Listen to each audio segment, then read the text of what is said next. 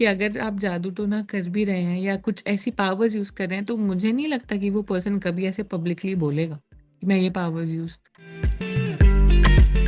तो पहले एक लाइन खींच ली, पहले ही वहां से निकल गए, पहले ये बात ही नहीं की। इस तरीके से बहुत बचना पड़ता है, बहुत बचना पड़ता है, अग्री। फिर भी ऐसे इंसिडेंसेस हो सकते हैं जो हम नहीं चाहते। हेलो एवरीवन, मैं हूँ भाग्या और आप मुझे देख रहे हैं टेली चक्कर पर। और आज हमारे साथ है प्रतीक्षा, जिन्होंने उनके रिसेंटली सॉन्ग गलतियां पर धमाका मचाया है। Hello Pratiksha, welcome to telly Chakkar. Hi कैसी हो हाय। आप? Hi Bhagyashree, I am very well, thank you. Well, पहले तो हम आपकी जर्नी के बारे में जानेंगे, सॉन्ग के बारे में तो बात करेंगे ही, लेकिन आज तक की जर्नी कैसी रही आपकी? मेरी म्यूजिकल जर्नी आज तक की काफ़ी इंटरेस्टिंग रही है, बट मैं हमेशा से म्यूजिशियन ही बनना चाहती थी। क्योंकि मेरी family is deeply rooted in music. मेरे बाबा दादी का म्यूज़िक स्कूल है बैक इन सीतापुर, उत्तर प्रदेश में। तो मैं हमेशा चाहती थी कि मैं म्यूजिशियन ही बनूं। बट ये नहीं सोचा था कि प्लेबैक सिंगिंग के अलावा अपने खुद के गाने बनाने, लिखना, ये सब शुरू कर दूंगी। वो मुंबई आके जाना मैंने कि I can do this as well. तो हाँ, दैट्स व्हाट इट इज। बस सॉन्ग के बारे में बात करें तो आई मीन ये थोड़ा डिफरेंट है, और मैंने आपके बाकी सॉन्ग्स देखे हैं जिसमें बहुत सिंपली आप दिखी, लेकिन इसमें एक पॉप आपने क्रिएट किया है। हम्म। आई मीन कैसे है, आइडियाज कैसी है आपको? मैं हमेशा ये ग्रेजुअली करना चाहती थी बिकॉज मैं हमेशा पॉप म्यूजिक ही करती थी, बट बहुत मेलोडियस पॉप म्यूजिक करती थी। I wanted to do this hyper pop thing because मैं बहुत सुनती हूँ ये गाने। तो I just thought we'll do something like this, but मैंने वीडियो के लिए नहीं सोचा था बिकॉज गाना वैसा बन गया।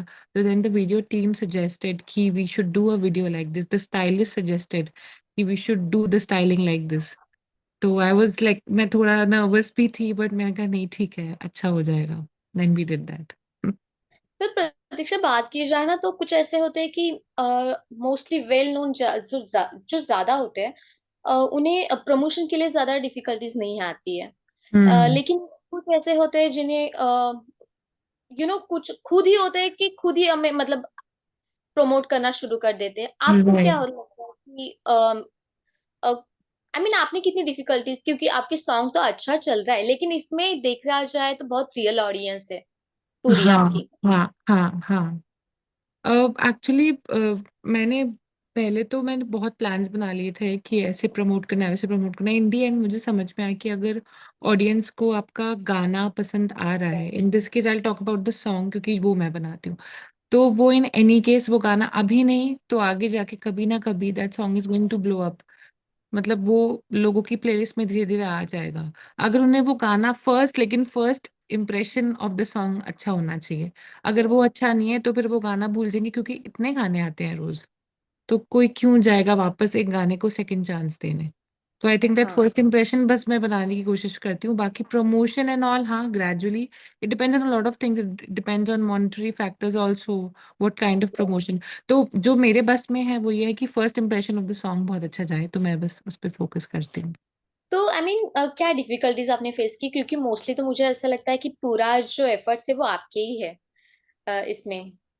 तो डिफिकल्टीज, डिफिकल्टीज तो फेस की, क्योंकि आइडियाज भी नहीं आ रहे थे। क्योंकि क्या है ना Bhagyashree, I am a musician, तो मैं गाना बना लेती हूँ, मुझे लगता है मेरा काम हो गया। अब आजकल के टाइम में you have to be a business person also, you have to build your identity as a brand also. तभी लोग आपकी रियल ऑडियंस बनेंगे, हाँ आपके हाँ। लॉयल लिसनर्स बनेंगे। तो वो सब करने के लिए you have to do a lot. मतलब मैंने डांस चैलेंजेस भी डाले, आई एम ग्लैड कि लोग अब वो पिकअप कर रहे हैं ग्रेजुअली। मैंने बहुत सारे रील्स भी डाले उस पे, अलग अलग प्लेटफॉर्म्स पे प्रमोट भी किया है।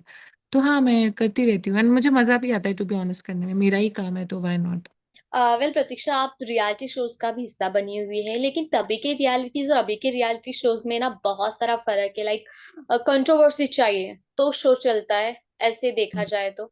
राइट। आपने आपने आपने देखा है, आप रियलाइज करिए इन चीजों को। मैं जब थी रियलिटी शो में, that was back in 2009। And हाँ, बिल्कुल ऐसा नहीं बोलूंगी कि सब कुछ बहुत ऑन स्पॉट होता है, ऐसा नहीं है। कुछ कुछ चीजें, कुछ एक बेस लाइन तो बनानी ही पड़ती है शो की, अदरवाइज सब कुछ बहुत मैसी हो जाएगा। बट हाँ, तब मतलब there was no such thing. आजकल तो मैं ये भी देखती हूँ कि एक रियलिटी शो से दूसरी रियलिटी शो में वही सेम कंटेस्टेंट्स मुझे दिखते रहते हैं। तो पता नहीं, समझ नहीं आता कि नया टैलेंट, ऐसा नहीं है, नया टैलेंट उभर के भी आता है, but I think everything is very, मतलब everything is very fine tuned now.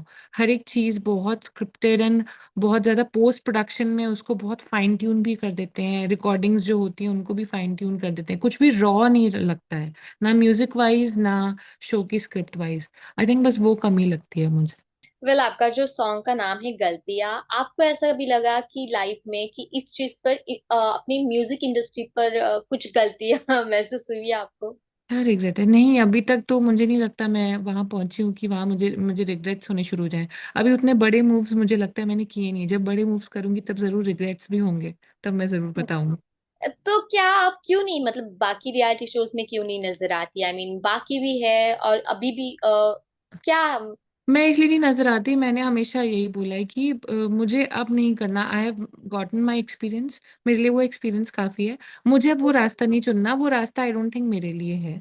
मेरे लिए आई थिंक ये रास्ता है, तो मैं स्टूडियो में हूँ instead of a reality show, मेरे लिए आई थिंक वो वर्क करता है। ऑडियंस का जो डिमांड होती है बहुत डिफरेंट होती है, राइट? और राइट। जो हमारे पास जो कुछ भी है वो सेल करना बहुत डिफिकल्ट होता है। आपको बिल्कुल। क्या लगता है कि आप भी कुछ भी क्रिएट करती हो तो क्या स्ट्रैटेजीज यूज करनी चाहिए ताकि आपका जो प्रोडक्ट है या कुछ भी है वो कैसे सेल करे?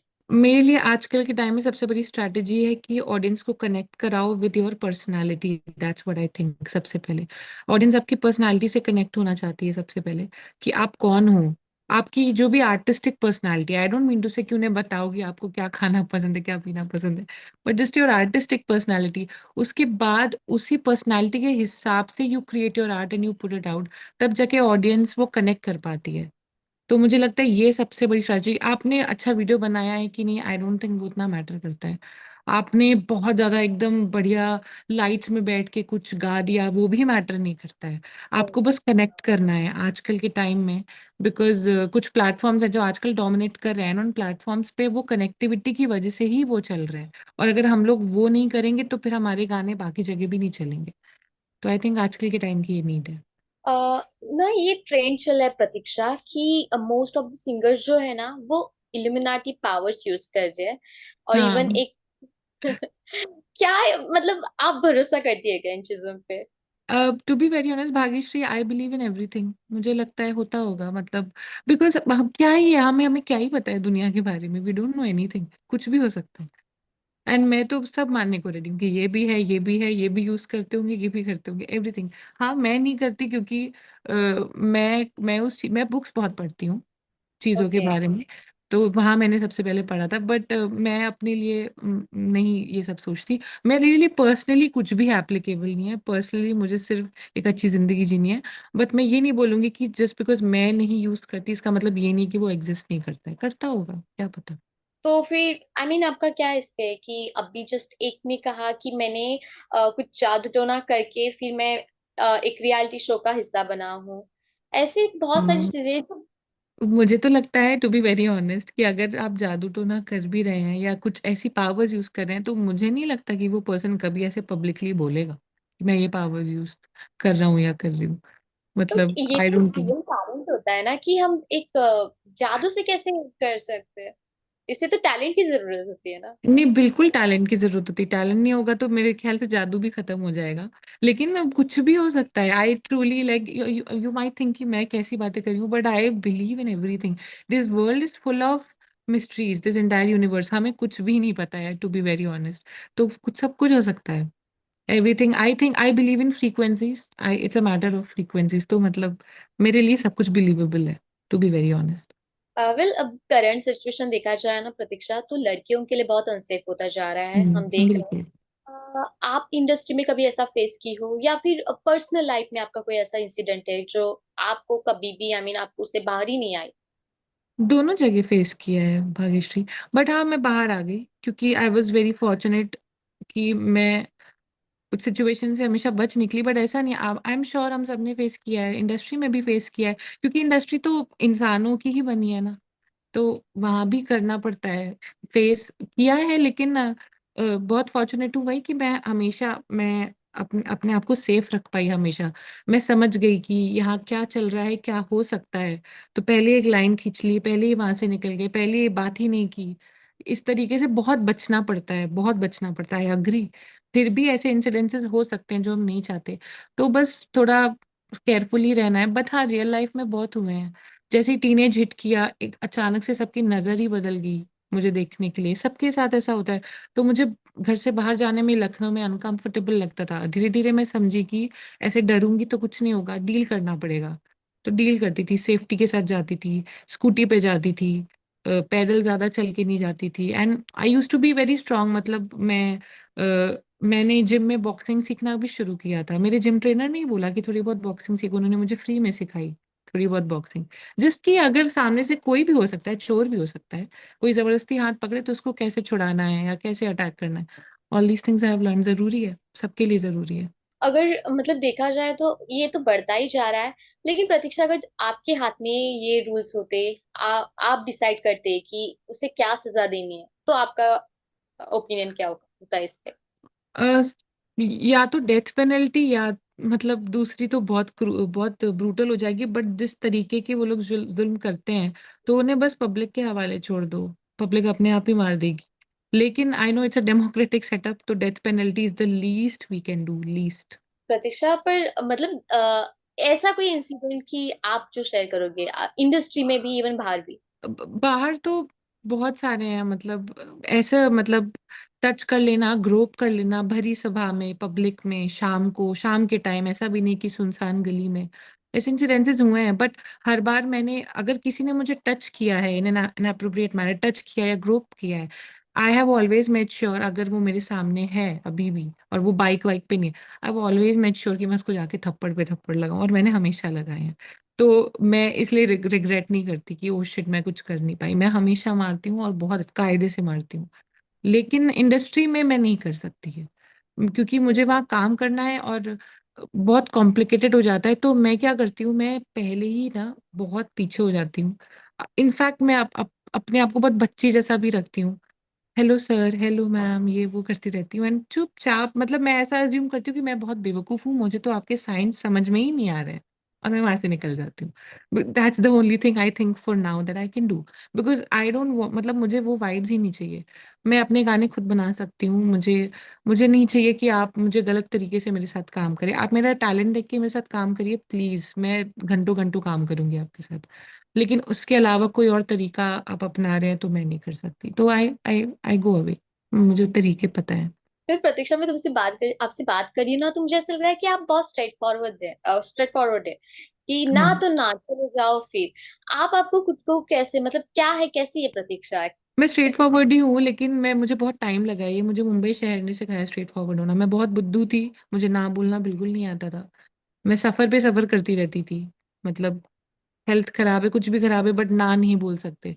तो और मेंटली मैंने बहुत वो झेला है, हैरेसमेंट। तो प्रतीक्षा, मतलब मैं ऐसी हूँ, मैं बहुत स्वीट हूँ। बस मैं थोड़ा अपनी कंपनी ज्यादा इंजॉय करती हूँ। मैं बहुत ज्यादा सोशलाइज नहीं कर पाती हूँ।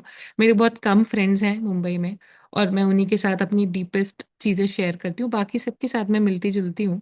But I am not a party girl. मुझे बुक्स पढ़ना पसंद है, मैं घर पे रहना पसंद है। बहन के साथ, मैं बहन से बहुत क्लोज हूँ। My sister, my younger sister, very close to her. तो मतलब ऐसी हूँ मैं, और स्ट्रेट फॉरवर्ड हूँ। मुझे लगता है स्ट्रेट फॉरवर्ड हूँ, बदतमीज नहीं हूँ। स्ट्रेट फॉरवर्ड एंड हम्बल हूँ, यही कोशिश करती हूँ ताकि बुरा भी ना लगे और बात भी पहुंच जाए। That's who I am. That's it. सच में बहुत अच्छा लगा। ये बात तो बहुत ठीक ही लगी। सभी का ऐसा ही होना चाहिए। Okay Pratiksha, if you get an opportunity to be part of any reality shows like Bigg Boss और कुछ शोज है, तो क्या आप रेडी हो इसके लिए? मैंने तो हमेशा सोचा है कि मैं बिग बॉस, अगर मुझे चांस मिलेगा तो मैं जाऊंगी। Only because of that beautiful house that they live in. बहुत सुंदर Yes. घर है उसका। बचपन से मैं देख रही हूँ, हाँ क्या घर है। मतलब लड़ाइयाँ तो छोड़ो, बट घर कितना अच्छा है। मैं चली जाऊंगी। क्या आप फॉलो कर दिए बिग बॉस? पहले करती थी, मम्मी बहुत डांटती थी मत करो फॉलो, पर मैं फॉलो तो करती थी, मजा बहुत आता था। I will be honest, but अब नहीं करती हूँ। अभी यहाँ पे मुंबई में बहुत बदल गई ना लाइफस्टाइल, तो I don't follow TV. But मैं पहले करती थी। तो प्रतीक्षा, लास्टली आप आपके फैंस को क्या मैसेज देना चाहोगे? आपका गलतियां तो सॉन्ग अच्छा चल रहा है, लेकिन अपकमिंग सॉन्ग क्या है और फैंस के लिए क्या स्पेशल है? फैंस को सबसे पहले थैंक यू कि मैं इतने जॉनर्स में जो एक्सपेरिमेंट करती रहती हूँ आप वो सब एक्सेप्ट करते हो, सब सुनते हो। और जो नेक्स्ट गाना है वो एक पॉप ट्रैक ही है। मैंने सोचा पॉप के बाद वापस एक पॉप ट्रैक ही देना चाहिए, कुछ और जॉनर नहीं करना चाहिए। तो I am coming up with a song very soon. Actually वो आ भी रहा है 12 सितंबर को। तो आप लोग जस्ट स्टे ट्यून्ड, क्योंकि ये साल तो अब धीरे धीरे खत्म होने वाला है, बट अगले साल बहुत सारे सरप्राइजेस हैं। So just have some faith in me and thank you so much for being a part of this journey. Thank you so much Pratiksha for having with us. Thank you so much, Bhagyashree. Thank you.